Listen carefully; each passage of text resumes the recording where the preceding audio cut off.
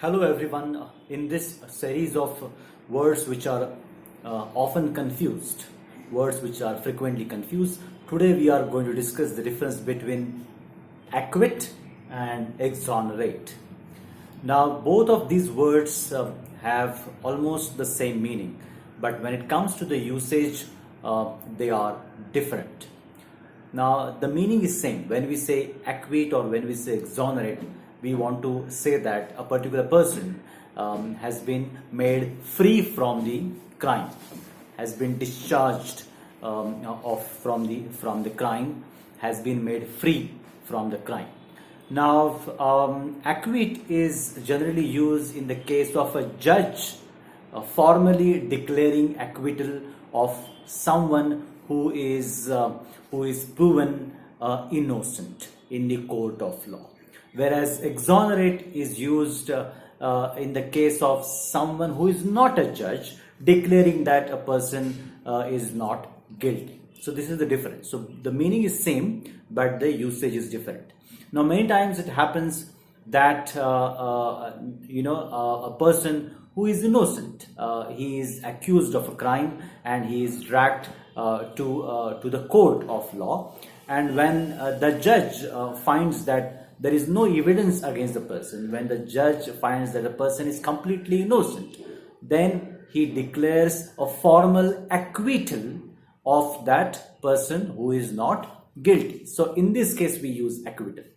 Now many times it happens that, let's say in a particular government there is something wrong happens, then a committee is set up. Now the committee again finds that there is no strong evidence against the person who is sort of accused in the government, and the committee then exonerates. Now the committee is not a judge, the committee is not a court of law, the committee is just formed or set up by the government.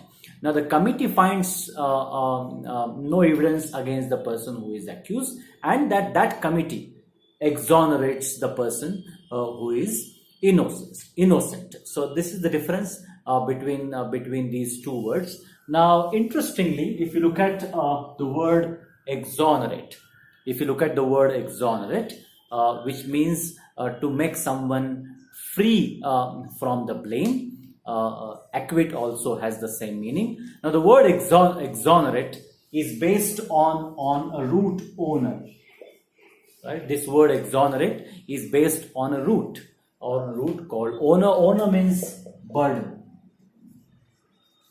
Owner is some sort of burden. Now when there is an accusation or when there is a charge on someone who is accused of a crime, then there is some kind of burden, and when that person is exonerated, then that burden is removed.